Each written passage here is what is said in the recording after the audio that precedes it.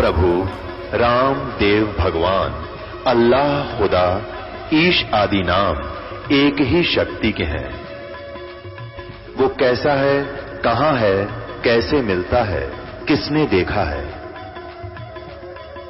ये प्रश्नवाचक चिन्ह पूर्ण रूप से हटाने के लिए अवश्य सुनिए जगत गुरु तत्वदर्शी संत रामपाल जी महाराज के अमृत वचन, सर्व पवित्र धर्मों के पवित्र शास्त्रों के आधार पर। काल के इस लोक में आज हर व्यक्ति सांसारिक रोग और पीड़ा से ग्रस्त है, फिर भी इंसान ईश्वर की खोज में लगातार रहता है। ईश्वर की सही परख मानव को एक सच्चा संत ही बता सकता है, लेकिन जब एक व्यक्ति सच्चे संत के संपर्क में ना आकर गलत मार्ग पर चलने लग जाता है तो उसका परमात्मा के नाम से विश्वास उठ जाता है। ऐसी ही कहानी है नीरज जी की, जो लुधियाना पंजाब के रहने वाले हैं। नीरज जी 3 साल से जय गुरुदेव पंथ से जुड़े थे और उनके द्वारा बताई गई भक्ति साधना करते थे, लेकिन उस साधना से नीरज जी को कोई लाभ नहीं मिला। इनके जीवन में परिवर्तन का पल वो था जब इन्हें संत रामपाल जी महाराज स्वयं दिखे और इन्हें परमेश्वर कबीर जी की भक्ति साधना करने के लिए कहा। संत रामपाल जी महाराज से मिलने के बाद ही नीरज जी को जीवन में मोक्ष का मार्ग मिला। संत रामपाल जी महाराज से दीक्षा लेने के बाद इन्हें बीमारी से भी छुटकारा मिला। आइए जानते हैं कैसे इन्हें अपने जीवन में सच्ची भक्ति और मोक्ष का रास्ता मिला। अब सुनिए नीरज जी के जीवन परिवर्तन की कहानी, उन्हीं की जुबानी। नमस्कार सर। सत साहब जी। सर क्या नाम है आपका? नीरज दास। सर कहाँ से आए हैं आप? प्रेमनगर लुधियाना। सर संत रामपाल जी महाराज से नाम दीक्षा लेने से पहले आप क्या भक्ति साधनाएं करते थे? सर मैं जय गुरुदेव पंथ में संत तुलसीदास जी से नाम लिया था और उन्हीं की बताई हुई साधना करता था मैं। उन्होंने 5 नाम देते थे, ओंकार, निरंकार, ज्योति, निरंजन, सोहम और सतनाम। वहाँ पे मैंने 3 साल तक भक्ति की, उनसे कुछ लाभ नहीं हुआ और उल्टा मेरे को दुख ही हुआ वहाँ से। सर आप संत रामपाल जी महाराज की शरण में कैसे आए? सर मैंने संत रामपाल जी महाराज की शरण में इसे आया कि मेरे को ब्रेन ट्यूमर हो गया ये साधना करते करते ही, और सभी डॉक्टरों ने बोल दिया कि भाई अब तुमको ज़्यादा हो गया है और इसका इलाज हम करेंगे तो बहुत महंगी करेंगे, बाकी इसकी गारंटी नहीं लेंगे हम। तो फिर मैंने अरदास भी लगाई वहाँ पे जय गुरुदेव पंथ में, तो उन्होंने बोला बेटा कर्म का भोग है, जो कर्म किए उसको आपको भोगना ही पड़ेगा। तो फिर मैंने क्या किया, मैं कहा कि भक्ति नहीं करनी चाहिए क्योंकि इन संतों के पास कुछ है ही नहीं जो हमको कुछ लाभ नहीं दे सकता है, तो इस भक्ति से क्या फ़ायदा हमको। फिर हमने क्या किया कि दर्द इतने होते थे कि हमको रोज़ इंजेक्शन लगते थे, कई बार हम अपने आप इंजेक्शन लगा लेते थे और दवाई तो हमेशा जेब में रहती थी हमारे, पेन किलर। इसके बाद क्या हुआ कि एक दिन हमने पॉइजन ले आई, उसको हमने ये मन में दिमाग में ले आया कि मैं इसी को खा लूँगा अब, क्योंकि इतनी तकलीफ़ होती थी हमको कि बिल्कुल असहनीय। तो हमने पॉइजन रखी और इसी तरह लेट गए बेड पे। फिर गुरुजी ने, बंदी छोड़ सतगुरु रामपाल जी महाराज ने एक बैग प्रकट हो गए वहाँ पे, और मैं बैठे हूँ, देख रहा हूँ कि कोई आ रहा है, लेकिन मैंने गुरुजी को कभी देखा नहीं था।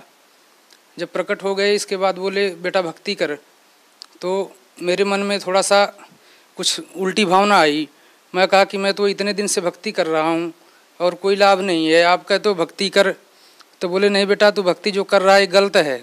तो मैंने कहा कि भक्ति गलत है, आप कहते हो कि जो है मैं सही भक्ति बताता हूँ, तो आप तो संत लगते नहीं हो, क्योंकि सर जी हमारे मन में ऐसी भावना थी कि जिसकी लंबी दाढ़ी होगी, जिसके कपड़े अलग तरह के होंगे, वही संत है।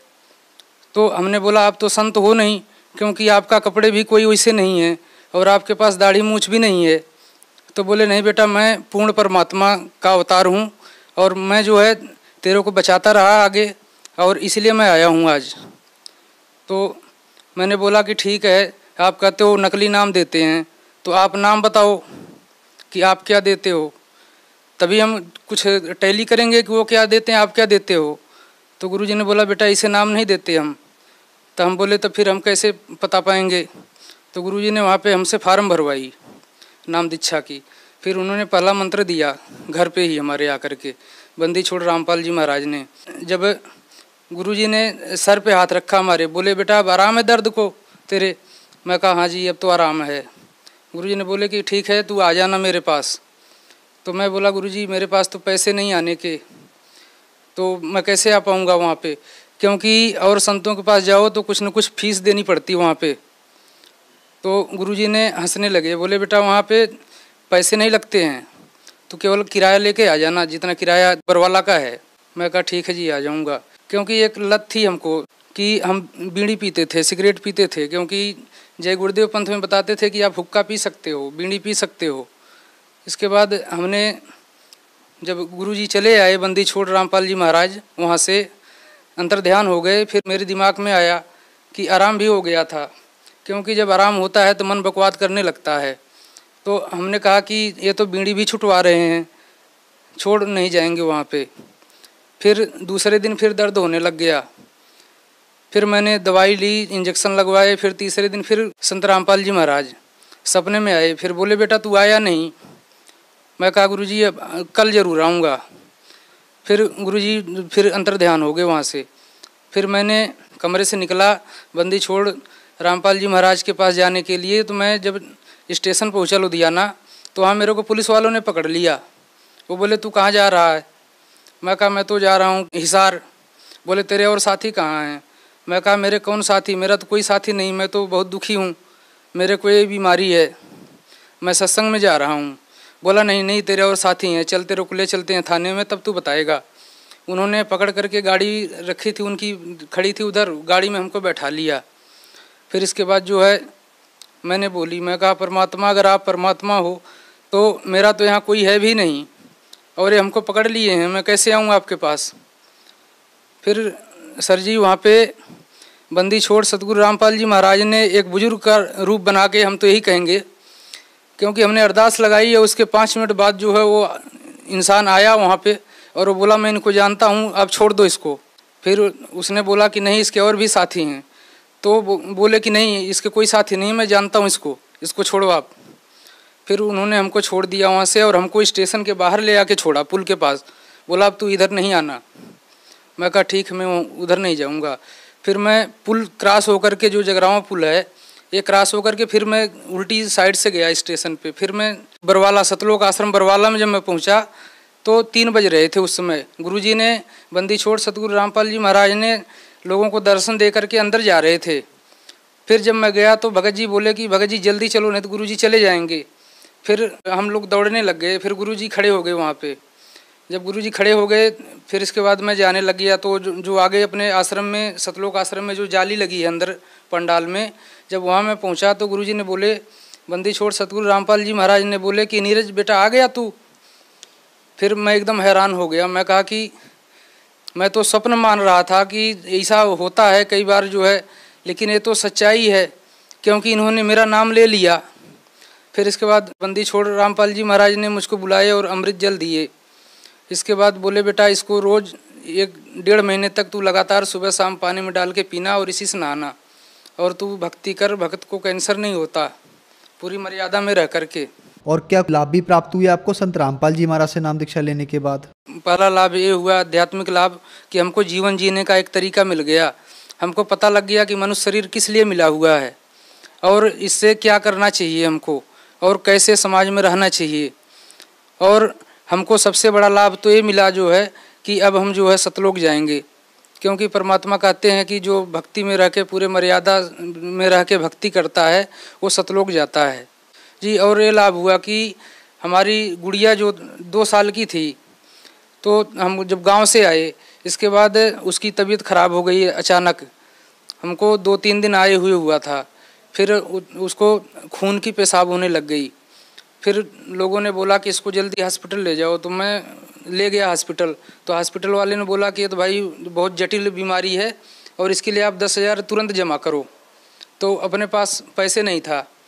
फिर हमारी भक्तमती ने बोली कि जो है ऐसा करो कि आप बंदी छोड़ सतगुरु रामपाल जी महाराज के पास अरदास लगा लो। फिर मैंने अरदास लगाई वहाँ पे, तो गुरुजी ने बोला कि बेटा ठीक हो जाएगी। फिर मेरी गुड़िया 1 घंटे के बाद जो है एकदम बिल्कुल ठीक हो गई। 1 घंटे से पहले ही मेरी भक्तमती जो है उस गुड़िया को लेकर बैठी हुई थी कमरे में। उधर मैं अरदास लगाया, इधर कबीर साहब ने जो है प्रकट हो गए वहाँ पे, और मेरी भक्तनी को जो है दर्शन दिए और बोले कि बेटा ये कबीर साहब की बच्ची है और इसको कुछ नहीं होगा। सर, संत रामपाल जी महाराज से नाम दीक्षा लेने के बाद आपको बहुत सारे लाभ प्राप्त हुए, तो जो श्रद्धालु आज आपको देख रहे हैं, आप उन्हें क्या संदेश देना चाहेंगे? सर, भगत समाज को हम यही संदेश देना चाहते हैं। सर, आज का समाज जो है वो ग्रेजुएट समाज है, सभी लोग पढ़े लिखे हैं, सब लोग अपने ग्रंथों को पढ़ सकते हैं। इसलिए परमात्मा बंदी छोड़ सतगुरु रामपाल जी महाराज जी हर ग्रंथ को खोल करके इन्होंने प्रोजेक्टर के माध्यम से दिखाया है कि भगत समाज इसको देखे और जो समझे कि हमारे ग्रंथों में क्या लिखा हुआ है।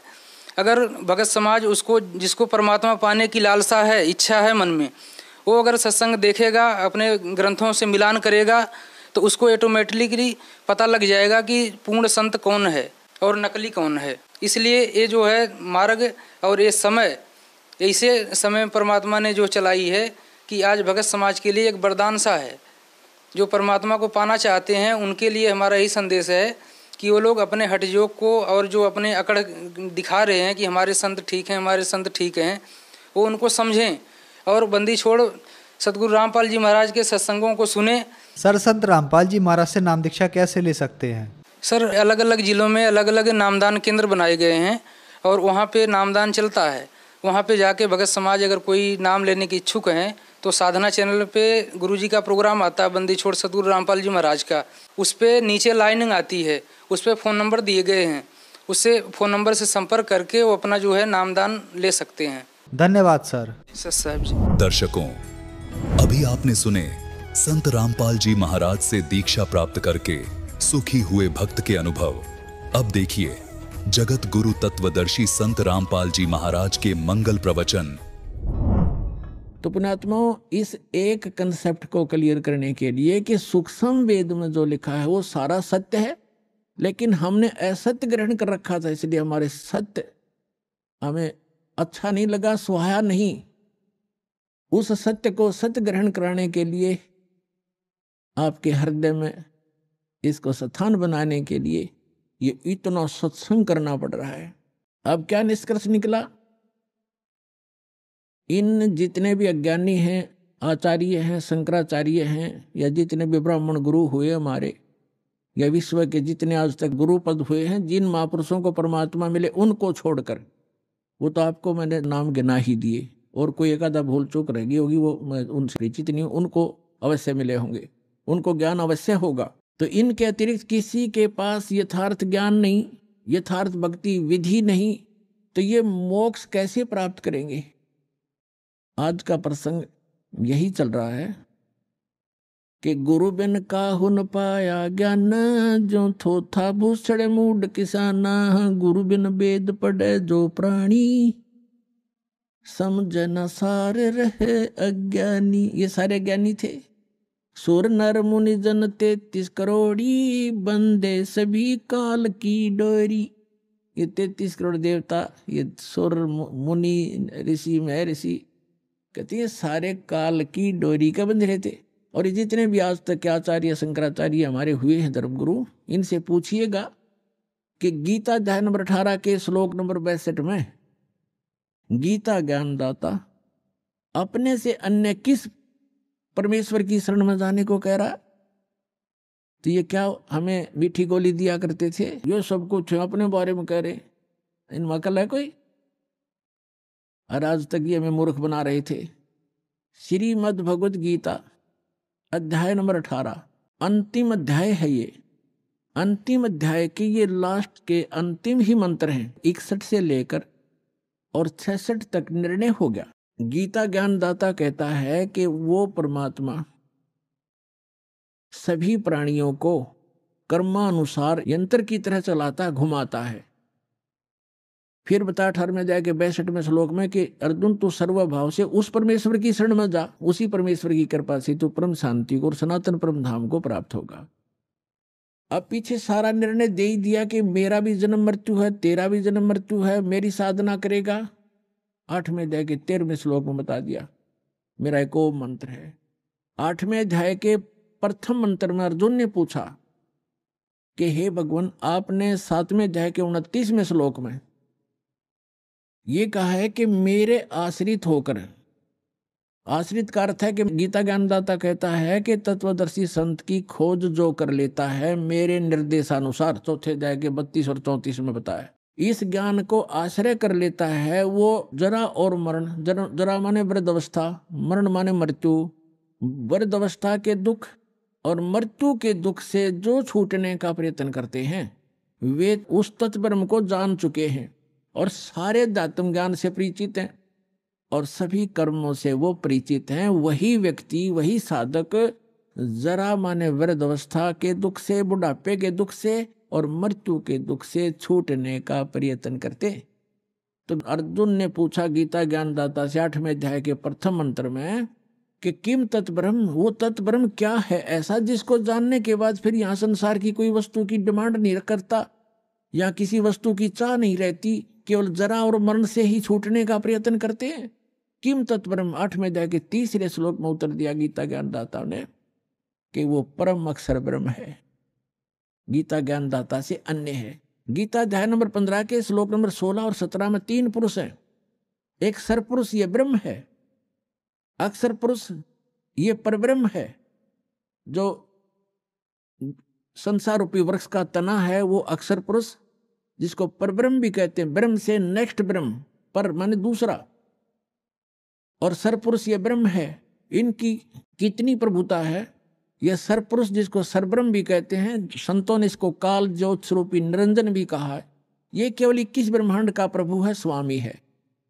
और अक्षर पुरुष ये 7 संघ ब्रह्मांड का स्वामी है, केवल इतना ही। और परम अक्षर पुरुष गीता अध्याय नंबर 15 के श्लोक नंबर 16 और 17 में 3 पुरुष हैं। सरपुरुष और अक्षर पुरुष ये तो 16वें श्लोक में बता दिए। और ये भी नाशवान, इनके अंतर्गत जितने प्राणी वो भी नाशवान, उनके भी स्थूल शरीर सबका नाश होता है। जीवात्मा तो सबकी अमर है, गधे कुत्ते की भी अमर है। फिर 17वें श्लोक में गया 15वें अध्याय के कि उत्तम पुरुष है तू अन्य परमात्मा उदाहरत है, ये लोक तरम अविश्य विवर्ती अवैश्वर है।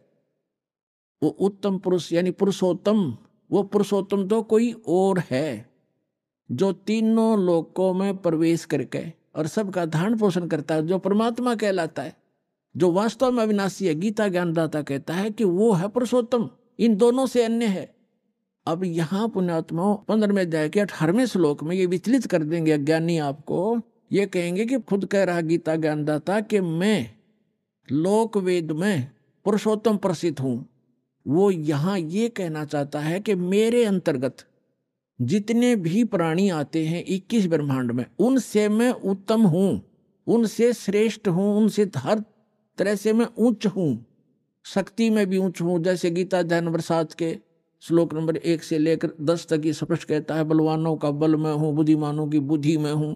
तो ये जो इसके अंतर्गत है उन पर लागू है। ये कहता है इस लोक वेद में, लोक वेद माने दंत कथा, सुने सुनाए ज्ञान के आधार से जो इस लोक में चल रहा है, जो ज्ञान, उसके आधार से मैं पुरुषोत्तम प्रसिद्ध हो रहा हूं। इसलिए क्योंकि मैं मेरे अंतर्गत जितने प्राणी हैं उन तक श्रेष्ठ हूं।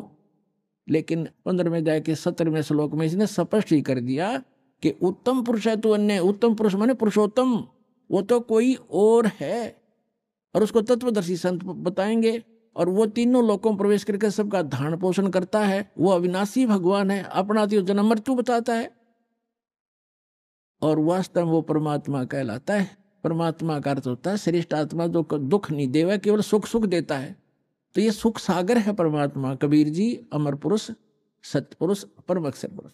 तो यहाँ गीता अध्याय नंबर 8 के श्लोक नंबर 5 और 7 में गीता ज्ञानदाता कहता है कि मेरी साधना कर। 8वें अध्याय के 13वें श्लोक में इसने बता दिया मेरा तो ओम एक अक्षर है, नथिंग एल्स। और इसकी भक्ति करने से ओम से मिलने वाली परम गति मिलेगी। वो क्या मिलेगी? ब्रह्म लोक जाएगा। 8वें अध्याय के 16वें श्लोक में लिखा कि ब्रह्म लोक में गए हुए प्राणी भी जन्म मृत्यु में आते हैं। तो ये कहता है कि 8वें अध्याय के 5 और 7 में कि मेरी भक्ति करेगा मुझे प्राप्त होगा, लेकिन युद्ध भी करना पड़ेगा। तो जहां युद्ध है वहां शांति कहां? अब फिर ये बताता है 17वें अध्याय के 23वें श्लोक में कहा कि सच्चिदानंद घन ब्रह्म यानी परम अक्षर ब्रह्म के पाने का 3 मंत्र का जाप है। ओम तत्सत। ओम तो सरपुरुष का, तत् और सत ये सांकेतिक, इस दास के अतिरिक्त इस विश्व में किसी के पास ये मंत्र नहीं है। परमात्मा की दया से दास पर रजा हुई है। ये कोड वर्ड है। तत् है ये सांकेतिक शब्द है, ये अक्षर पुरुष का है। और सत भी सांकेतिक है, ये परम अक्षर पुरुष यानी परम अक्षर ब्रह्म का है। तो यहां स्पष्ट कर दिया कि उस परम अक्षर ब्रह्म के प्राप्ति के लिए 3 मंत्र के जाप की साधना करनी है आपने। साधना अन्य वस्तु होती है, पूजा अन्य होती है। जैसे हमारा इष्ट है जल, हमने जल प्राप्त करना, जल का पता लग गया पृथ्वी के अंदर है, तो हैंड पंप लगाना पड़ता है। हैंड पंप ऊपर फिर उसके पाइप बोकी लगाना, फिर ऊपर मशीन लगाना, हैंड पंप, ये सारी जो व्यवस्था है, ये उपकरण प्रयोग करने पड़ेंगे, साधना करनी पड़ेगी हमने उस उपास्य यानी इष्ट को प्राप्त करने के लिए, जल को प्राप्त करने के लिए। ये मंत्र हमारे पूज्य नहीं है, इन मंत्रों से हमें वो पूज्य वस्तु प्राप्त होगी, ये साधना है, ये मजदूरी है हमारी।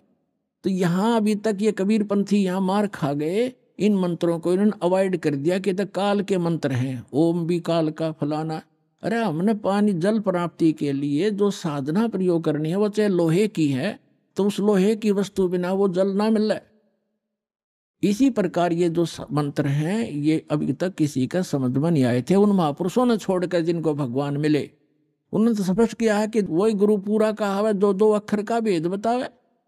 नानक साहब जी कहते हैं, जय तू पढ़िया पंडित बिन 2 अक्षर 2 नामा, परमति नानक एक लंघाए जय कर सत समावा। 2 अक्षर का तो सतनाम है, एक ये सार नाम है, इनसे हट कर है। ओम और तत् मिलकर सतनाम बनता है 2 अक्षर का।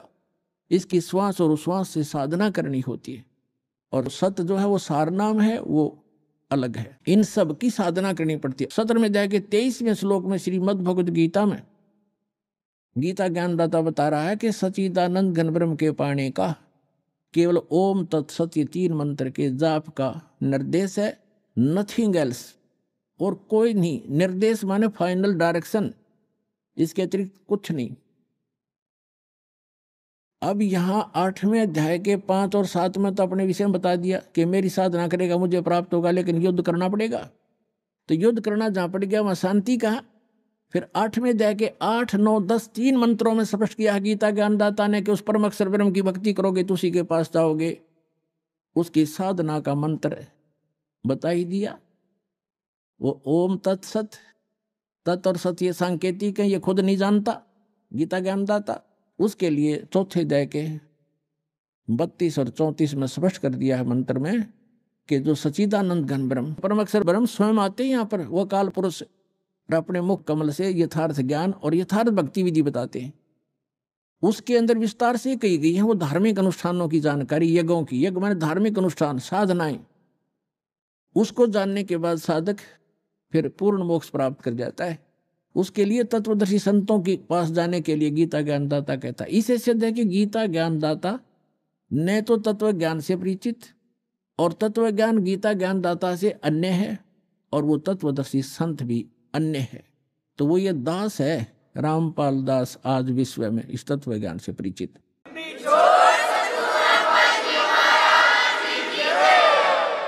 अब जो प्रसंग चल रहा है कि श्रीमद् भगवद गीता अध्याय नंबर 18 अंतिम अध्याय है, और 61 से 66 तक ये निर्णायक ज्ञान है। आगे तो कुछ और बातें हैं, वो भक्ति से संबंधित नहीं है। 18वें अध्याय के 61 और 62 में कर दिया कि वो परमात्मा समर्थ है, वो सभी को कर्म अनुसार वही चलाता है, जैसे जिसके कर्म है उसके अनुसार से वो कार्य करता रहता है।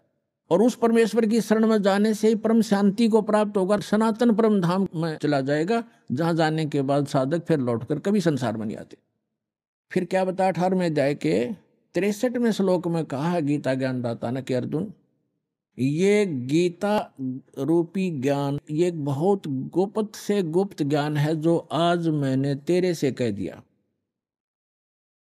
अब तेरी मर्जी, तेरी इच्छा है, जैसा चाहे वैसा कर।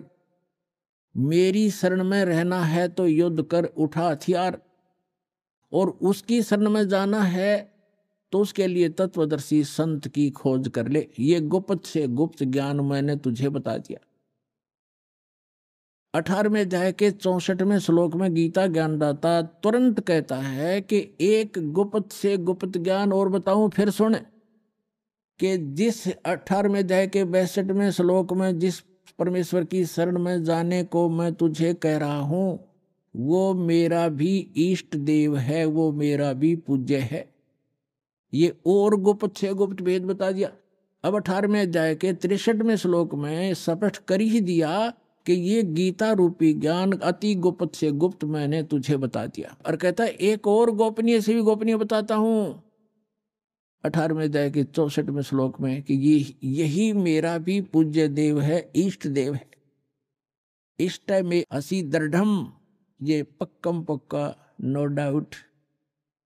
फिर 18वें अध्याय के 65वें श्लोक में कहा कि अर्जुन यदि मेरी शरण में रहना है तो मैं पक्का वायदा करता हूं, मेरा सिमरन कर, मुझे नमस्कार कर, मुझे प्राप्त होगा। 18वें अध्याय के 66वें श्लोक में फिर फैसला दे दिया कि यदि तूने मेरी शरण में रहना है तो पहले बता चुका हूं, उसकी शरण में जाना है तो सर्वधर्मान परित्यज्य माम एकम शरणम व्रज। यहां इन अनाड़ी अज्ञानियों ने व्रज का अर्थ आना किया है, जबकि व्रज का अर्थ जाना होता है। अब ये क्या कहते हैं कि अर्जुन सर्वधर्मान परित्यज्य माम, मेरे सतर की सभी पूजाओं को छोड़कर मेरी शरण में आ जा। अरे भले आदमियों, दूसरे अध्याय के 7वें श्लोक में ये अर्जुन कहता है कि मैं आपकी शरण में हूं, आपका शिष्य हूं, मेरी बुद्धि काम करना बंद कर गई है, जो मेरे हित में हो आप मुझे राय दें। तो श्री कृष्ण जी की शरण में अर्जुन तो पहले ही था। अब ये कहो कि सर्वधर्मान परित्यज्य माम एकम शरणम व्रज, व्रज का अर्थ जाना होता, आना नहीं। जैसे इंग्लिश वर्ड गो है, गो का अर्थ कम नहीं हो सकता, आना नहीं हो सकता। कहीं सेंटेंस से उसकी कितनी बनाए जाओ, फलाना व्याकरण बनती है, फलाना बनती है, फलानी धातु बनती है, अटपट मारते हैं, मूर्ख बनाते हैं, इनको ज्ञान नहीं है। तो इसमें कहा कि सर्वधर्मान परित्यज्य माम, मेरे सतर की सभी धार्मिक पूजाएं मुझे दे दे, छोड़ दे। परित्यज्य कौन कौन सी हैं? ओम नाम का जाप है, जैसे ओम तत्सत, ये 3 मंत्र का जाप है, आपको दिया जाता है जिनको कंप्लीट कोर्स प्राप्त हो गया है। तो ओम जो मंत्र है ये ब्रह्म की साधना है, इसके सतर की धार्मिक कमाई है, हम इसको दे देंगे। पहले हम इसको ब्रह्मलोक में जाकर नष्ट करते थे, देवता बन जाते थे, अपना धन नाश करके फिर गधा बन जाते थे। तो अब हमें ज्ञान हो गया, हम इसका कोई प्रतिफल नहीं लेंगे, अपनी पूंजी नाश नहीं करेंगे। हमारे ऊपर इसका ऋण है, क्योंकि ये पृथ्वी इसने तप करके प्राप्त कर रखी है और हम इसमें बेमतलब आ गए। अब इसने हमें मजदूर बना लिया कि यहाँ कमाओ और खाओ और मेरा टैक्स दो, हमें मजदूर बना रखा, बंधक। तो अब परमात्मा आए हैं हमें छुड़वाने के लिए, विधि बताई कि इसका टैक्स दो, मैं तुम्हारा अकाउंट कराऊंगा और ये मजदूरी करो, इससे पीछा छुड़ाओ, चलो सतलोक में जहां से तुम आए हो, जहां कभी दुख नहीं होता।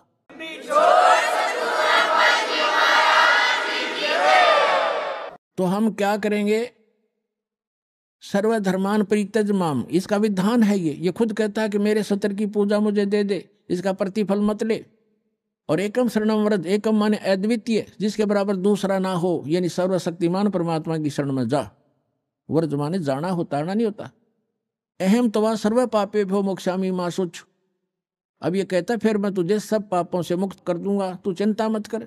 आपे कर देगा जब हम इसका ऋण दे देंगे। ये मांगे कि हमारे, ये अपने खुश हम अपने खुश। तो जब तक हम ऋणी थे, मजदूर थे इसके, तो ये हमें कोई नाच नचा रहा था, हमने नाचना पड़ा था। तो इस प्रकार हम जब यहाँ से चलेंगे, जैसे आपको प्रथम मंत्र दिया जाता है, वो यहाँ की संसारिक सुविधाएं, टैक्स, जैसे आपने बिजली कनेक्शन ले रखा है, टेलीफोन कनेक्शन ले रखा है, और पानी कनेक्शन ले रखा है, गैस कनेक्शन ले रखा है, या किसी से बैंक लोन ले रखा है, तो उसको वापस देते रहोगे टैक्स, किराया, उनका जो चार्ज है, तो आपको सुविधा प्राप्त होंगी। तो जब तक आपने संसार में रहना, यहाँ की जो सुविधा तुम्हें चाहिए वो प्रथम मंत्र से मिलेंगी, उनके बीच के 5 नामों से। और फर्स्ट एंड लास्ट जो मंत्र है, ये आपकी भक्ति में, सतलोक जाने की भक्ति में अलग से कमाई साथ जुड़ती है। अब ये जो मंत्र है आपके, पहला मंत्र आपको यहाँ कंठ कमल तक बरी कर देगा। जब आप यहाँ से चलोगे तो सबसे पहले आत्मा मूल कमल में जाएगी, वहां गणेश जी का कमल है, उनका ऑफिस है, वहां से अपना अकाउंट क्लियर कराएगा। फिर आएगा ब्रह्मा जी के लोक में स्वाद चक्र में, उसके बाद विष्णु जी के लोक में नाभि चक्र में, फिर शिव जी के लोक में हृदय चक्र में, फिर देवी के लोक में कंठ चक्र में, फिर ये त्रिकुटी में पहुंचेगा। और ये नकली राधा स्वामी वाले, धन धन सतगुरु वाले नो के साडे गुरु जी तब सीधा नाम बताते, असि तो सीधे त्रिकुटी में जाते हैं। खाक तिरकुटी में जान दे, तिरकुटी को बरवाड़े का बस स्टैंड है, पैदल चला जा तो पहुंच गया, साइकिल ठा लिया तो पहुंच गया। तिरकुटी में जाने के लिए अंगा लगेगा। तब तिरकुटी में जब हम जाएंगे तो उसमें ये 3 मंत्र के जाप हैं, ओम तत्सत। ओम का अकाउंट हम तिरकुटी पर देंगे इसको, वहां परमात्मा मिलेंगे इस दास के रूप में आपको, जो यहाँ सत साधना और सच्ची लगन दास के अंदर एज ए गॉड होगी।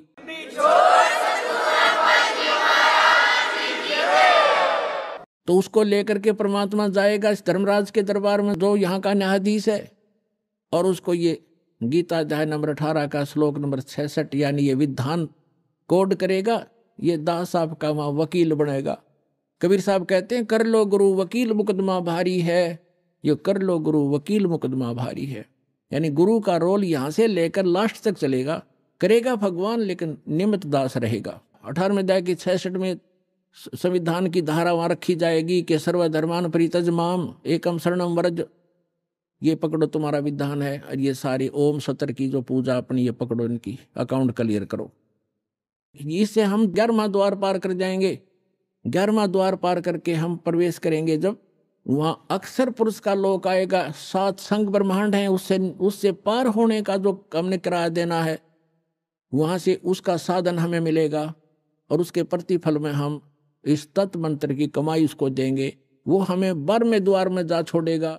12वां द्वार पार करके हम सतलोक चले जाएंगे। वहां जाकर फिर कभी लोग लौट कर संसार में नहीं आएंगे। बोलो सतगुरुदेव।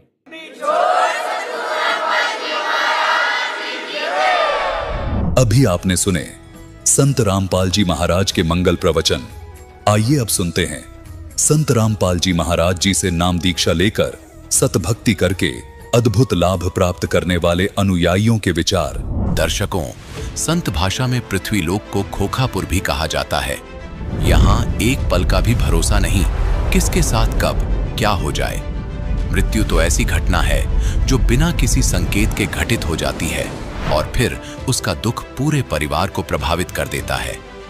गोरखपुर की ज्योति जी के जीवन को भी इनके भाई तथा बहन की मृत्यु ने इतना प्रभावित किया कि इनका परंपरागत साधनाओं से मन उठ गया।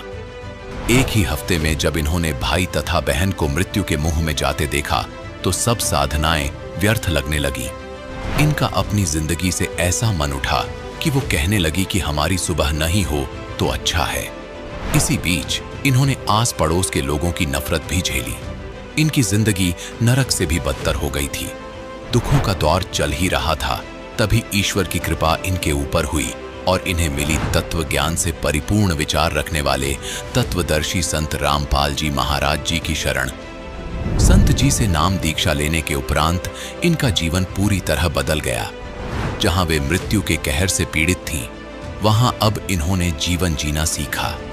इनके माता पिता को इनकी शादी में दहेज की चिंता थी। संत जी के ज्ञान से प्रभावित होकर इन्होंने दहेज मुक्त विवाह किया। इसके अलावा ज्योति जी को और भी कई लाभ हुए, जिनका उल्लेख इन्होंने इस साक्षात्कार में किया है। अब सुनिए ज्योति जी के जीवन परिवर्तन की सच्चाई उनकी आप बताई। नमस्कार जी। सत साहेब जी। क्या नाम है बहन जी आपका? ज्योति दासी। बहन जी आप कहाँ से आए हैं? गोरखपुर यूपी से। बहन जी संत रामपाल जी महाराज से नाम दीक्षा आपने कब ली? 20 सितंबर 2013 को संत रामपाल जी महाराज की शरण में हम आए। संत रामपाल जी महाराज से नाम दीक्षा लेने से पहले क्या आप कोई भक्ति साधना करते थे? जी हाँ, करते थे। जो हिंदू धर्म में चलते आ रहे हैं, सभी देवी देवताओं के भक्ति करना, व्रत रहना, ये सब हम करते थे। 9 दिन का व्रत रहना, दुर्गा जी का नवरात्र, ये सारी भक्ति हम करते थे। बहन जी आप जो नवरात्रों के व्रत करते थे उनसे आपको क्या लाभ हुए? सर लाभ तो कुछ नहीं हुए, बस करते थे ऐसे जैसे हमारे पूर्वज करते आ रहे थे, बस ऐसे ही करते थे। लाभ तो कुछ ऐसा विशेष हुआ नहीं हमारे।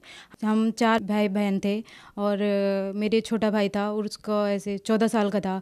2 दिन उसको फीवर हुए, उसको हॉस्पिटल में एडमिट कराया और उसकी हालत और ख़राब होती चली गई। तो उसको बड़े हॉस्पिटल में ले गए, सिटी में ले गए गोरखपुर में, तो वहाँ एडमिट कराया। 2 दिन वो एडमिट रहा, वो बचा नहीं, वो ख़त्म हो गया। उसको घर पर लेकर आए, मेरी बड़ी बहन थी, उनको देखा, उनकी दिमाग की नस फट गई और वो भी 3 दिन एडमिट रही, वो भी नहीं बची। 1 हफ्ते में हमारे दोनों भाई बहन चले गए। फिर हमारी बिल्कुल आस्था हट चुकी थी इन देवी देवताओं से। फिर 1 साल हमारे मम्मी पापा नहीं मान रहे थे, वो लोगों के कहने पे कई सारे बाबाओं के पास गए और रात भर हम लोग बैठे रहते थे ठंडियों में ऐसे उनके सामने हाथ जोड़ के, और वो पता नहीं क्या क्या करके, और वो ऐसे भभूत वगैरह देते थे, घर में बांध लो, ये कर लो, आपके बच्चे बच जाएंगे। ऐसा हुआ कुछ नहीं, उससे हमारी संतुष्टि नहीं हुई, बस ऐसे ही करते आ रहे थे। बहन जी, आपने बताया कि आप दुर्गा माता की पूजा करते थे और उससे आपको कोई लाभ नहीं हुआ, बल्कि आपकी नज़रों के सामने आपके भाई और बहन की मौत हो गई। तो फिर संत रामपाल जी महाराज की जानकारी आपको कैसे मिली? भैया, हमारे घर के पास हमारे गांव में एक भगत जी थे जो पहले से संत रामपाल जी महाराज के शरण में थे। तो उनको संत रामपाल जी महाराज की प्रेरणा हुई, तो वो आए हमारे पापा से बोले कि आप लोग बहुत दुखी हो, आप क्यों नहीं हमारे गुरु हैं संत रामपाल जी महाराज, उनके मतलब ज्ञान सुनो और उनसे दीक्षा लो, आपको सर्व सुख होने लगेंगे। तो हमारे पापा जी माने नहीं पहले, फिर सारे लोग मतलब कई सारे भगत आसपास के सब समझाए कि चलो भगत जी आप चलो। फिर मेरे पापा आए, हम लोग नहीं आए। फिर हमारे पापा आए, उन्होंने नाम दीक्षा लेकर वो गए। फिर वो बोले कि चलो तुम लोग भी चलो। हम बोले हम नहीं जाएंगे, 1 साल से तो हम लोग इतने बाबाओं के पास जा चुके हैं, अब हम नहीं जाएंगे। हम लोग रात दिन मतलब यही मना के सोते थे कि सुबह ना हो। हमारी इतनी दुर्गति हो गई थी हमारी उस घर में कि हम लोगों की नींद नहीं आती थी उस घर में, और यही सोचते थे कि हमारी सुबह ना हो। ऐसा हो गया था, और आसपास के लोग भी हम लोगों से नफरत करने लगे थे कि इनके घर में पता नहीं क्यों ऐसा कुछ हो गया, और पता नहीं क्या इनके घर में होता है। फिर हमारे पापा ने बोला कि संत रामपाल जी महाराज की आश्रम में चलो, और देखो मैं भी तो वहाँ से ही नाम लेकर आया हूँ, मैं भी तो जीने लगा, मैं कितनी बाबाओं के पास जा रहा था, कुछ हुआ वहाँ से, तुम भी चलो संत रामपाल जी महाराज की आश्रम में। तो फिर पापा के काफ़ी कहने से फिर हम ऐसे ही आए, ये सोच के चलो घूमने चलते हैं, नाम लेने की इच्छा से नहीं आए थे हम। फिर संत रामपाल जी महाराज की आश्रम में आए, वहाँ आते ही ऐसा फील हुआ कि हाँ यहाँ कुछ हो सकता है, यहाँ कुछ है, यहाँ जीने का रास्ता हमको मिल सकता है। फिर 1-2 दिन हम लोग एक दिन ऐसे ही बिता दिए, नाम नहीं लिए, मतलब ऐसे ही हो रहा था कि पहले देखते हैं क्या है आश्रम में। फिर 1-2 दिन ऐसे लोगों से मिले, फिर भक्तों से बातें हुई, वहाँ के जो नाम संत रामपाल जी महाराज जी से जिन्होंने नाम लिया था उनसे बातें हुई। फिर हाँ लगा कि हाँ यहाँ कुछ हो सकता है, ये भगवान है, यहाँ है, धरती पे भगवान है। फिर हम लोग दूसरे दिन वहाँ पे नाम दीक्षा ली। परमात्मा संत रामपाल जी महाराज की इतनी रजा हुई कि अब हम लोग जीना सीख गए हैं और हम लोग अच्छे से भक्ति कर रहे हैं। आपने बताया कि पहले आप बहुत सारे बाबाओं के चक्कर में पड़ चुके थे और आपका जीना भी मुश्किल हो गया था। आप ये भी चाहते थे कि आपकी सुबह ना हो और आपकी मौत हो जाए। तो क्या संत रामपाल जी की शरण में आने के बाद आपको कोई लाभ प्राप्त हुए? भैया, पहला तो लाभ यही है कि संत रामपाल जी महाराज की शरण में आने से हम लोगों की ज़िंदगी मिल गई। एक भाई है मेरा बड़ा, और मैं मम्मी पापा, 4 लोगों की ज़िंदगी बच गई, जो कि हम लोग जीना नहीं चाह रहे थे। सबसे बड़ा लाभ तो ये है। दूसरा लाभ ये है कि मेरी शादी हुई, मेरे हस्बैंड हैं, और मेरी शादी हुई, मैं प्रेग्नेंट हो गई, और 9 महीने मुझे बहुत उल्टियाँ लगी, बहुत उल्टियाँ। और जब मैं हॉस्पिटल में जाती थी, डॉक्टर ये बोलते थे बच्चा बहुत वीक है, और तू ये खाया कर, वो खाया कर, और नॉनवेज वगैरह। तो हम नॉनवेज हम ये सब नहीं खाते हैं। फिर जब मेरा डेट आ गया, मैं 9 महीने मतलब मेरा डेट था, मैं उस दिन भी चेकअप कराने के ऊपर बच्चा बहुत वीक है और पता नहीं क्या होगा। तो मैं संत रामपाल जी महाराज के प्रार्थना लगाई, मैं भगवान आप दया करो, तब बच्चा बहुत वीक है। संत रामपाल जी महाराज बोले तुम भक्ति करो, भगवान दया करेंगे। और मतलब मैं बच्चा हुआ, और 8-9 बच्चे हुए उस टाइम, लेकिन सबसे ज़्यादा वेट का मेरा ही बच्चा था। 3 किलो का मेरा बच्चा हुआ, और हमसे मोटी मोटी हेल्दी वहाँ पे लेडीज़ें थी, किसी का बच्चा 3 किलो का हुआ ही नहीं, 2-3 किलो के अंदर ही रह गए, और मेरा ही बच्चा 3 किलो का हुआ। अब मैं देख के खुद हैरान रह गई कि मेरे पेट से निकला ही मेरा बच्चा है। मैं सोच रही थी मतलब ऐसा होगा, लोग हंसे ना, लेकिन मालिक की संत रामपाल जी महाराज की इतनी दया हुई कि बस भगत जी 5 महीने की बच्ची हो गई है, बहुत अच्छी है, और हर कोई उसको देख के कहता है कि 5 महीने की है, ये तो लगती नहीं है। ऐसा है, संत रामपाल जी महाराज की इतनी रजा हुई। एक और लाभ हुआ भैया, मेरी शादी की मतलब मेरे घर वालों की थोड़ी टेंशन रहती थी कि हाँ मतलब इसकी शादी कैसे होगी, बहुत दहेज देना होगा, ये हो। मेरे पापा जी सोचे कि इसकी रमैनी कैसे होगी। फिर हमारे भगत बताने लगे कि हाँ इसमें भी लड़का है, उसको देख लो। फिर मतलब लड़के को देखे, हमारे जो हस्बैंड हैं वो भी संत रामपाल जी महाराज के शिष्य हैं, और संत रामपाल जी महाराज की दया से हमारी शादी हुई, और उन्होंने 1 रुपया भी दहेज नहीं लिया, मात्र 2 कपड़े में मैं आई, और हम बहुत खुशहाल ज़िंदगी जी रहे हैं संत रामपाल जी महाराज की दया से। बहन जी, आपने बताया कि संत रामपाल जी महाराज से नाम दीक्षा लेने के बाद आपका विवाह बिना दहेज के हुआ। आज भी इस देश में दहेज के कारण बहुत सी बहन बेटियां जलाई जाती हैं, प्रताड़ित की जाती हैं, तो आप उन्हें क्या संदेश देना चाहेंगी?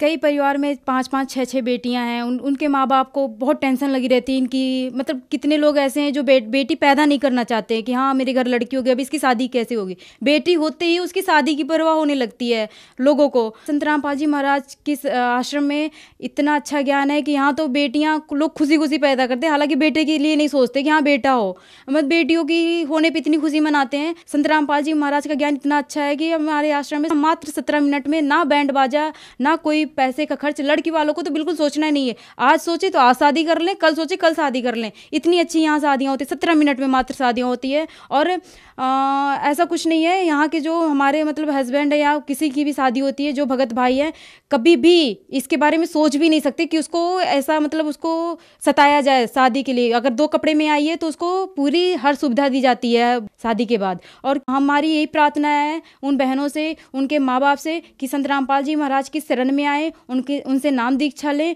और अपना जीवन कल्याण करें और मोक्ष प्राप्त करें। बहन जी, जो श्रद्धालु आज आपको देख रहे हैं, आप उन्हें क्या संदेश देना चाहेंगी? हम संदेश नहीं, हाथ जोड़ के प्रार्थना करना चाहते हैं। जैसा हमारे साथ हुआ ऐसे बहुत लोगों के साथ हो रहा है, लेकिन वो जो भक्ति कर रहे हैं उसी में मतलब जैसे पूर्वज करते आए बस इसी तरह वो अपना जीवन बिता रहे हैं। लेकिन ऐसा कुछ नहीं है, और हमारे पूर्वज पढ़े लिखे नहीं थे, हम तो पढ़े लिखे हैं।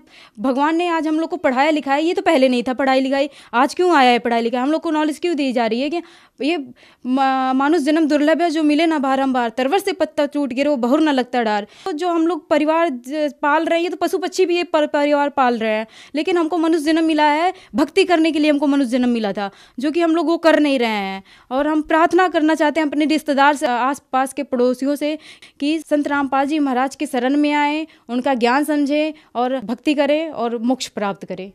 संत रामपाल जी महाराज की शरण में कैसे आ सकते हैं? कई चैनलों पे संत रामपाल जी महाराज का सत्संग आता है। उस सत्संग के नीचे एक पीली पट्टी चलती है, उस पे नंबर दिया जाता है। उस नंबर पे फ़ोन करके आसपास के नामदान केंद्रों पे संपर्क करके वहाँ पे जाके नाम दीक्षा ली जा सकती है। धन्यवाद जी। सत साहेब जी। दर्शकों, अभी आपने सुने संत रामपाल जी महाराज से दीक्षा प्राप्त करके सुखी हुए भक्त के अनुभव। अब देखिए जगत गुरु तत्वदर्शी संत रामपाल जी महाराज के मंगल प्रवचन। हम कौन हैं, कहाँ से आए हैं,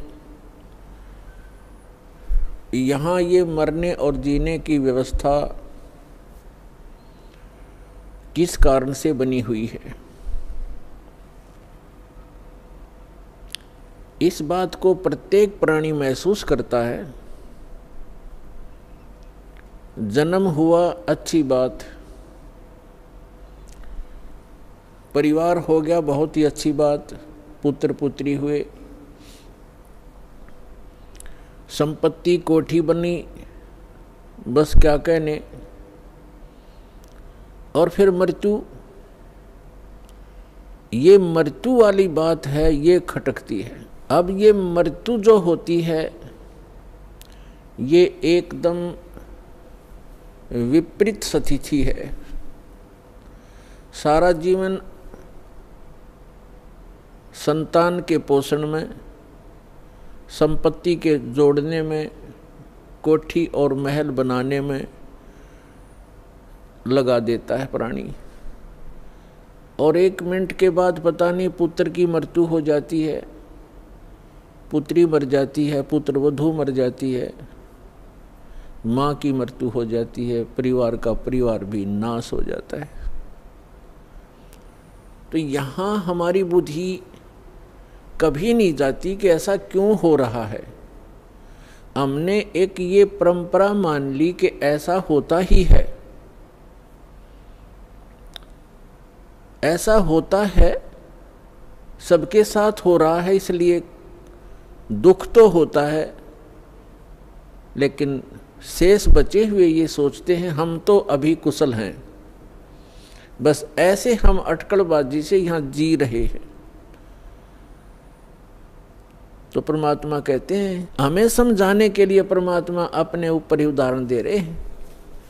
कबीर परमात्मा जी, ये हमारे पिता हैं।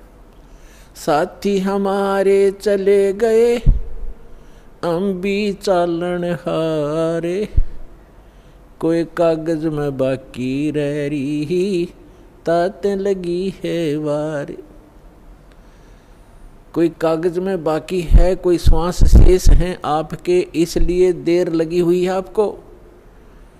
और जो चले गए संसार छोड़कर, उनके भी, उनकी आशाएं, उनके इरादे, उनकी सोच यही थी कि अभी मृत्यु नहीं होगी। फिर परमात्मा याद दिलाते हैं, स्वयं आकर के कबीर भगवान यथार्थ ज्ञान, यथार्थ भक्ति विधि, अपने द्वारा रची हुई सृष्टि को ही भी वो खुद ही ठीक ठीक बताते हैं। और हम कहाँ थे ये हमें नहीं मालूम हो सकता, चाहे कितनी बात बनावें। ये तो रचनहार ही बता सकता है कि आप यहाँ क्यों दुखी हो रहे हो, ये मरने जीने की व्यवस्था कौन सी अच्छी है। इस बात को सभी मानते हैं कि अच्छी नहीं है। तो इसलिए परमात्मा हमें जगाना चाहते हैं, यथार्थ ज्ञान हमारे हृदय में उतारना चाहते हैं, पहले ये बता करके कि जिस व्यवस्था में आप व्यवस्थित हैं और जिन क्रियाओं में आप तत्पर हैं, यदि आप परमात्मा की साधना भक्ति नहीं करते हो, मोक्ष प्राप्ति का प्रयत्न नहीं कर रहे हो, तो ये क्रियाएं तो पशु पक्षी भी कर रहे हैं। तो मानव शरीर की क्या आवश्यकता थी, जिसमें परमात्मा ने अच्छी सोच दी है, बुद्धि दी है, और समय पर गर्मी सर्दी प्राकृतिक आपदाओं से बचने की व्यवस्था भी हम कर सकते हैं। जैसे गर्मी से बचने के लिए कोई झोंपड़ी महल मकान बना सकते हैं, इतनी बुद्धि भगवान ने दी है। समय पर आहार करने के लिए हम पूर्व संग्रह कर लेते हैं, अन्न इकट्ठा कर लेते हैं, और गर्मी सर्दी से बचने के लिए भी हम कोई झोंपड़ी महल बना लेते हैं। इसका उद्देश्य क्या है? इसका उद्देश्य ये है, इन सब सुविधाओं को परमात्मा ने इसलिए दिया है कि आप प्राकृतिक आपदाओं से डिस्टर्ब ना हो सकें और भक्ति करते रहें। जैसे परमात्मा की प्राप्ति में ये आत्मा उसी समय से व्याकुल है जिस समय से ये उस परम पिता के उस सुखमय स्थल से, उस सतलोक से, अमरलोक से बिछुड़ कर आई है, उस परम पिता से दूर हुई है। उसी दिन से इसको आभास हो गया है कि जो सुख मैं छोड़ के आया हूँ वो यहाँ नहीं है। उसकी खोज में फिर ये अपनी अटकलबाजी से, जीव सोच से सोचने लगता है, प्रयत्न करता है। जैसे कोई निर्धन है, वो सोचता है कि धनवान सुखी होंगे, धन में सुख होगा, और धनी व्यक्ति को स्वप्न में भी सुख नहीं होता। पुण्यात्माओं, निर्धन को तो ये बात जचे नहीं कि धनवान सुखी नहीं, लेकिन किसी धनवान यानी मायाधारी से मिलकर देखना, उसके ऊपर कितनी समस्याओं का पहाड़ होगा, आप सोच भी नहीं सकते। जहाँ माया है वहाँ शीतलता नहीं हो सकती, जहाँ भट्ठी अग्नि की तप रही हो वहाँ शीतलता नहीं हो सकती। ये माया अग्नि की भट्ठी है, इसके निकट बैठकर प्राणी कभी भी शीतलता महसूस नहीं कर सकता। धनी व्यक्ति सोचते हैं कि राजा लोग सुखी होंगे, राजा को सुख स्वप्न में भी नहीं होता।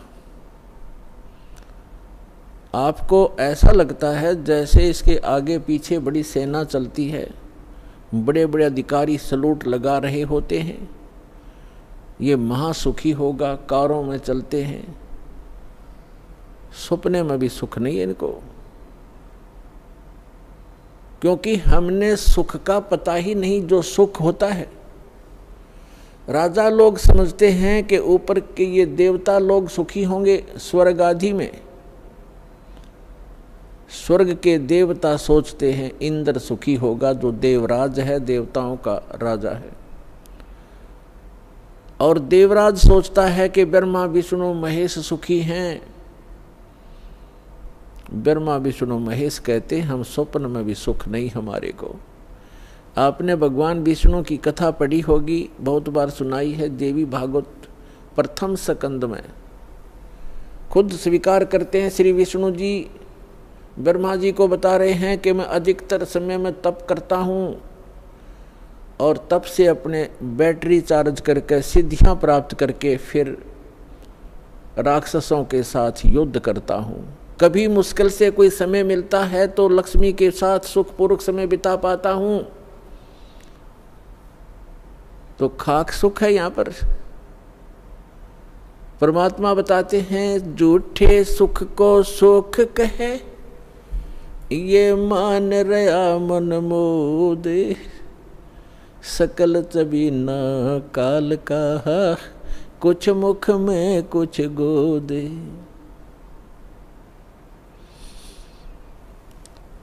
इस झूठे सुख को सुख कहे, ये मान रहा मनमोद। कौन से झूठे सुख को? एक व्यक्ति बता रहा था कि मेरे एक कन्या ने जन्म लिया, जन्म से उस कन्या के गुदा स्थान नहीं था। इसको देखकर मेरे ऊपर पहाड़ टूट गया समस्या का, महा दुखी हो गया मैं। डॉक्टर के यहाँ लेकर गया मेडिकल में। जिस वार्ड में मेरी बेटी को भर्ती किया उसमें ऐसे 3-4 केस और थे। तब मुझे कुछ राहत मिली कि मेरे जैसे और भी दुखी हैं। बताओ इससे क्या लाभ मिला उसको? अपना मन में मान लिया कि चलो और भी दुखी हैं तो मैं भी दुखी हूँ, कोई बात नहीं। क्या वो दुख हल्का हो गया? क्या गुदा स्थान बन गया बेटी का? तो पुण्यात्माओं, इसे गंदे लोक में रह रहे हम। यहाँ सुख नाम की चीज नहीं है। हम एक दूसरे को दुखी देखकर उससे हल्का दुख हो या उसके बराबर हो, हम अपने राहत मान लेते हैं। यहाँ कोई विकल्प नहीं है। जैसे एक व्यक्ति के 3 पुत्र थे, एक पुत्र की मृत्यु होगी, बहुत दुखी, बुरी तरह रो रहे हैं, आहार भी नहीं कर रहे हैं। शोक व्यक्त करने वाले व्यक्तियों में एक ऐसा व्यक्ति उपस्थित था जिसका एक ही पुत्र था, वही मृत्यु को प्राप्त हो चुका था। तो सांत्वना देने वालों ने कहा कि देख भाई, यहाँ तो ऐसा ही है, सभी की मृत्यु होती है, ये तो भगवान हवाला बात है, चिंता मत करो। देखो ये भाई बैठा है, इसको देख कर जी ले, इसका इकलौता पुत्र था, उसी की मृत्यु होगी, ये भी तो अपना समय व्यतीत कर रहा है, धैर्य कर। तो तब उस व्यक्ति को कुछ हौंसी आई, हाथ मुंह धोए, कुछ देर में खाना भी खा लिया। अब उसने ये सुख मान लिया कि देख इस बेचारे का इकलौता पुत्र था और वही मर गया, मृत्यु को प्राप्त हो गया। शुक्र है मेरे तो 3 थे, मेरा तो एक ही मरा है, 2 तो बचे हैं। पहले इससे सुख मान लिया। क्या वो बेटा वापस आ गया? तो यहाँ परमात्मा कहते हैं झूठे सुख को सुख है, ये मान रहा मनमोद, और सकल चबीना काल का, कुछ मुख में कुछ गोद। यहाँ क्या बताते हैं भाई, तन दर सुखिया कोई न देखा, जो देखा सो दुखिया हो, उदय अस्त की बात करते हैं, मन सबका किया विवेक का हो, सबका किया विवेक का हो। घाटे बाधे सब जग दुखिया, के गृहस्थी बैरागी हो, लाभ हानि से सब कोई दुखिया, के गृहस्थी बैरागी हो। सुख देव ने दुख के डर से, गर्भ में माया त्यागी हो, गर्भ में माया त्यागी हो। तंदर सुखिया कोई न देखा, जो देखा सो दुखिया हो, उदय अस्त की बात करते हैं, मन सबका किया विवेक का हो, सबका किया विवेक का हो। भाई जंगम दुखिया जोगी दुखिया, तपस्वी को दुख दूना हो। जंगम दुखिया जोगी दुखिया, तपस्वी को दुख दूना हो। आशा तृष्णा सबको व्यापे, कोई महल ना सुना हो, कोई महल ना सुना हो। तंदर सुखिया कोई ना देखा, जो देखा सो दुखिया हो। उदय अस्त की बात करते हैं, मन सबका किया विवेका हो, सबका किया विवेका हो। भाई साच कहूँ तो जग ना माने, पर झूठ कही ना जाई हो। साच कहूँ तो ये जग ना माने, पर झूठ कही ना जाई हो। ये ब्रह्मा विष्णु शिव जी दुखिया, जिन ये राह चलाई हो, जिन ये राह चलाई हो। तंदर सुखिया कोई न देखा, जो देखा सो दुखिया हो। उदय अस्त की बात करते हैं, मन सबका किया विवेका हो, सबका किया विवेका हो। सुरपति दुखिया भूपति दुखिया, रंग दुखी बपरीती हो। सुरपति दुखिया भूपति दुखिया, रंग दुखी बपरीती हो। कहें कबीर और सब दुखिया, एक संत सुखी मन जीती हो, संत सुखी मन जीती हो। तंदर सुखिया कोई न देखा, जो देखा सो दुखिया हो। उदय अस्त की बात करते हैं, मन सबका किया विवेका हो, सबका किया विवेका हो। सुरपति दुखिया भूपति दुखिया, रंग दुखी बपरीती हो। सुरपति दुखिया भूपति दुखिया, रंग दुखी बपरीती हो। कहे कबीर और सब दुखिया, एक संत सुखी मन जीती हो, संत सुखी मन जीती हो। पुण्यात्माओं, सौभाग्य आपका, आप जी को ये यथार्थ ज्ञान अमृत वचन सुनने को मिले, सौभाग्य प्राप्त हुआ आपको। भक्ति मुक्ति के दाता सतगुरु ये भटकत प्राण फिरंदा, उस साहिब के हुक्म बिना नी तरवर पात हिलंदा। उस परमात्मा कबीर भगवान की, अल्लाह अकबर की, उस महान परमेश्वर की आपके ऊपर असीम रजा है और आप युगों युगों के बहुत पुण्यकर्मी प्राणी हो, जो ऐसे भाग दौड़ के जीवन से समय निकाल कर यहाँ परमात्मा के दरबार में पहुँच पाते हो। उस परमात्मा की रजा बिना आप यहाँ नहीं आ सकते, आप ये ज्ञान भी नहीं सुन सकते, आप तक ये पहुँच भी नहीं सकता। इस ज्ञान को आप तक पहुँचाने के लिए परमात्मा ने 600 वर्ष पहले प्रयत्न किए और उन दुष्ट लोगों ने, स्वार्थी नकली गुरुओं ने अपनी रोजी रोटी को उत्तम मानते हुए, प्रथम मानकर अपने स्वार्थ को प्रधान मानते हुए कबीर भगवान उस धानक रूप जुलाहे को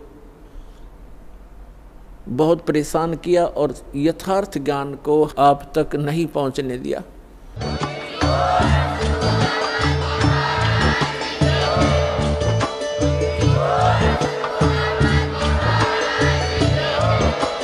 आप सुन रहे थे जगत गुरु तत्वदर्शी संत रामपाल जी महाराज जी के मंगल प्रवचन। अधिक जानकारी के लिए विजिट कीजिए हमारी वेबसाइट www.jagatgururampalji.org। संत रामपाल जी महाराज जी के शुभ आशीर्वाद से पूरे विश्व भर में 500 से भी ज्यादा नाम दीक्षा केंद्र हैं, जिन पर संत रामपाल जी महाराज जी द्वारा ऑनलाइन निशुल्क नाम दीक्षा दी जा रही है। अपने नजदीकी नाम दीक्षा केंद्र का पता करने के लिए संपर्क करें 8222880541।